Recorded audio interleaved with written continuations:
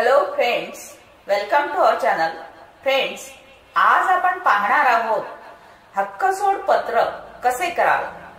हक्कसोड पत्राची संपूर्ण माहिती.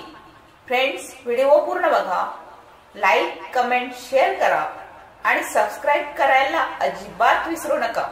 तर चला पाहूया आपण हक्कसोड पत्राची संपूर्ण माहिती. आपली स्वकष्टार्जित तसेच वडिलोपार्जित मिळकत असते. कधी कोणता प्रसंग येईल हे कोणालाही सांगता येत नाही. त्यामुळे आपल्या मिळकतीचे व्यवहार ज्ञान मुलांना तसेच आपल्या कुटुंबाला देऊन ठेवण्याची वेळ आली आहे. हक्कसोड पत्र कुणाकुणाला करता येऊ शकते? वडिलोपार्जित मिळकतीचे हक्कसोड पत्र करण्यासाठी काय करावे लागते? तसेच हक्कसोड पत्र करण्यासाठी मुद्रांक शुल्क व नोंदणी फी किती लागते? वडिलोपार्जित मिळकत म्हणजे कोणती मिळकत? अशा सर्व प्रश्नांची उत्तरे आपण या व्हिडिओमध्ये बघणार आहोत. तसेच वडिलोपार्जित मिळकतीचे हक्कसोड पत्र केले नाही तर काय होईल? स्वकष्टार्जित मिळकतीचे हक्कसोड पत्र करता येते का?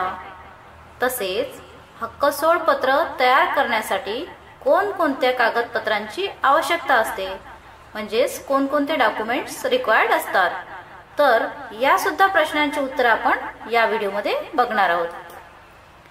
एखाद्याच्या मिळकतीत असलेला हक्क नसलेला किंवा वादग्रस्त असलेला हक्क, अशा वेळी तो हक्क सोडण्यासाठी हक्कसोड पत्राचा दस्तऐवज करून त्या दस्तऐवजाची दुय्यम निबंधक कार्यालयात नोंदणी करणे आवश्यक असते. अशी नोंद केलेल्या दस्तऐवजाद्वारे हक्क सोडल्यास दुसऱ्यासह हिस्सेदार व्यक्तीचा त्या मिळकतीतला हक्क वाढतो. हक्कसोड पत्रास बेदावा पत्र, परिमोचन पत्र तसेच रिलीज डीड असेही म्हटले जाते. बऱ्याचदा सहहिस्सेदार आपल्या त्या मिळकतीतला हक्क किंवा हिस्सा दुसऱ्याच्या लाभात मोबदला घेऊन किंवा विना मोबदला सोडून देतात. कोणत्याही मिळकतीत असलेला हक्क सोडण्यासाठी असे हक्कसोड पत्र तयार केले जाते.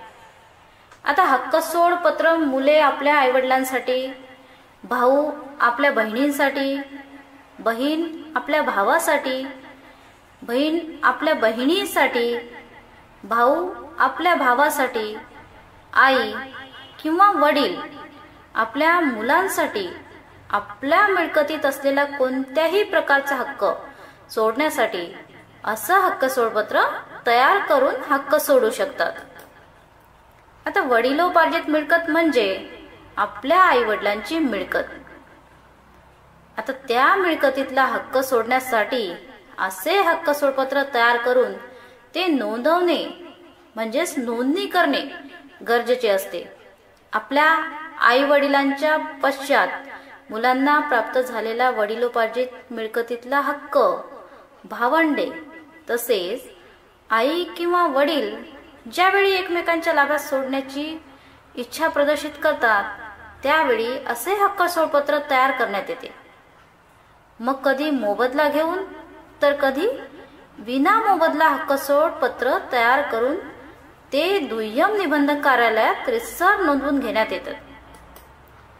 आता ज्यावेळी वडिलोपार्जित मिळकतीतला हक्क सोडण्यासाठी असे हक्कसोड पत्र विना मोबदला करून दिले जाते त्यावेळी महाराष्ट्र मुद्रांक कायदा 1958च्या अनुसूची 1च्या अनुच्छेद 52 मधील असलेल्या तरतुदीनुसार त्यावर मुद्रांक शुल्क फक्त 200 रुपये इतके आकारण्यात येते.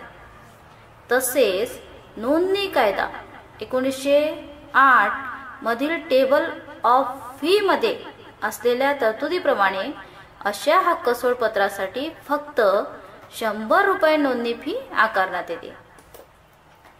अशा प्रकारे हक्कसोड पत्र तयार करून नोंदणी कायद्यातील तरतुदीनुसार असा हक्कसोड पत्राचा दस्तऐवज सहदुय्यम निबंधक कार्यालयात नोंदवतात व त्या आधारे सातबारा तसेच मालमत्ता पत्रकावरील नोंदणी फेरफार केले जाते.